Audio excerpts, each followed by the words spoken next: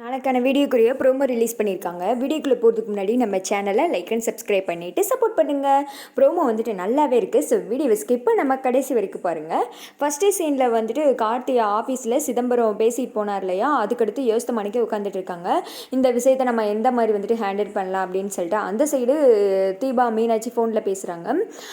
தீபா, நீ இப்போதைக்கு விஷயத்தை சொல்ல வேணாம் கார்த்திக்கிட்ட அப்படின்னு சொல்ல, அக்கா வேணாங்க்கா, சிதம்பரம் வந்துட்டு கார்த்திக் சார்கிட்ட உண்மையை சொன்னாலும் எனக்கு கவலை இல்லை, சொல்லனாலும் கவலை இல்லை, நான் முடிவெடுத்துட்டேன், நான் கார்த்திக் சார்கிட்ட உண்மையை சொல்ல போகிறேன், இந்த விஷயத்தை இதுக்கு மேலேயே மறைச்சி வச்சு அது ரொம்ப பெரிய தப்புக்கா அப்படின்னு சொல்ல, சரி தீபா நீ முடிவெடுத்துட்டேன், ஆனால் பர்த்டே அன்னைக்கு சொல்லு, ஏன்னா உன்னோட பர்த்டே அன்னைக்கு கார்த்தி வந்துட்டு உன் மேலே கோவப்படாமல் இருக்கலாம்ல, அதனால தான் சொல்கிறேன் அப்படின்னு சொல்ல, சரிங்கக்கா அப்படின்னு சொல்லிட்டு தீபா யோசித்த மணிக்கே உட்காந்துட்டு இருக்காங்க. கார்த்திக் சார் உங்கள் வாழ்க்கை விட்டு என்னை வெளியில் அமைச்சிருவீங்களா, நான் தான் பல்லவின்னு சொன்னால் உங்கள் ரியாக்ஷன் எப்படி இருக்கும் அப்படின்ற மாதிரி யோசிச்சுட்டு இருக்காங்க.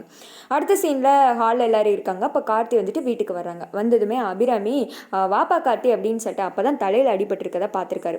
பார்த்ததும் என்னப்பா என்னாச்சு, எதுக்கு தலையில் அடிபட்டிருக்கு, எங்கேயாவது போய் இடிச்சுக்கிட்டியா, ஐயோ என்னப்பா ஆச்சு கார்த்தி, ஹாஸ்பிட்டல் போகலாமா அப்படி இப்படின்னு சொல்லிட்டு ரொம்ப வந்துட்டு ஒரு மாதிரி படபடன்னு பேச ஆரம்பிச்சிட, அம்மா அதெல்லாம் ஒன்றும் கிடையாது, நான் நல்லா தான் இருக்கேன், சும்மா தெரியாமல் ஸ்லிப் ஆகிடுச்சு காரில் போகும்போது அப்படின்னு சொல்லிட்டு அவங்க கார்த்தி மேனேஜ் பண்ண ட்ரை பண்ணுறாரு. அப்போ வந்துட்டு கார்த்தியோட அப்பா சொல்கிறாரு, என்னப்பா நீ பார்த்து எப்போவுமே நிதானமாக தானே இருப்பேன், அப்படி இருக்கும்போது எப்படி அடிபட்டுச்சு அப்படின்னு கேட்க, அதெல்லாம் ஒன்றும் இல்லைம்மா, சும்மா சாதாரண அடிதான், நான் பார்த்துக்கிறேன், அவங்கக்கிட்ட ஒரு முக்கியமான விஷயம் சொல்லணும் அப்படின்னு சொல்லுப்பா அப்படின்றாங்க. அவங்க பேசிக்கிட்டு இருக்கும்போதே குடும்பத்தில் எல்லாருமே வந்துடுறாங்க. அம்மா நாளன்னைக்கு ஒரு முக்கியமான நாள் அப்படின்னு சொல்ல, என்ன நாள் அப்படின்ற மாதிரி எல்லாருமே யோசிச்சுட்டு இருக்காங்க.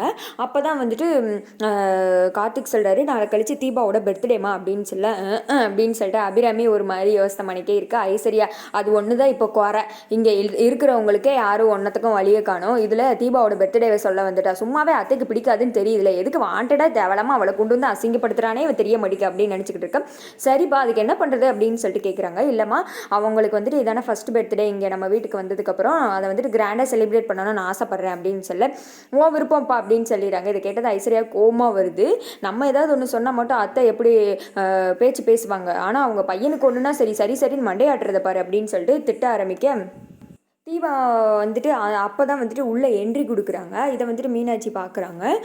மீனாட்சி வந்துட்டு தீபாவுக்கு பர்த்டே செலிப்ரேஷன் பண்ணணும்னு சொல்லவே ரொம்ப சந்தோஷமாயிடுறாங்க. அப்போ வந்துட்டு கார்த்தி சொல்கிறாங்க, அது மட்டும் கிடையாதும்மா, இன்னொரு ஒரு முக்கியமான கெஸ்ட் அன்னைக்கு வர்றாங்க அப்படின்னு கேட்க, கெஸ்ட்டா யாருப்பா அப்படின்னு சொல்லிட்டு கேட்க, பல்லவிதாமா அப்படின்னதும் மீனாட்சிக்கு தலையில் இடியே விழுந்த மாதிரி ஆயிடுது. அது எப்படி பல்லவி வருவாங்க அப்படின்னு சொல்லிட்டு ஒரு மாதிரி குழப்பமாகி போய் நின்றுக்கிட்டு இருக்கேன். அதானே பார்த்தேன், இவன் வந்துட்டு ஏதோ பிளான் பண்ணிட்டான்ப்பா அப்படின்ற மாதிரி ஐஸ்வர்யா மனசில் நினச்சிக்கிட்டு இருக்கேன். அந்த கெஸ்ட்டு வந்துட்டு தீபாவை பார்க்கறதுக்காக வர்றாங்க ஆமாம் அப்படின்னு சொல்ல, தீபாவும் அதை கேட்டு அதிர்ச்சியாகி போய் நின்றுக்கிட்டு இருக்காங்க. அதோட பார்த்தீங்கன்னா இந்த ப்ரோமோ வந்துட்டு முடிஞ்சிடுது.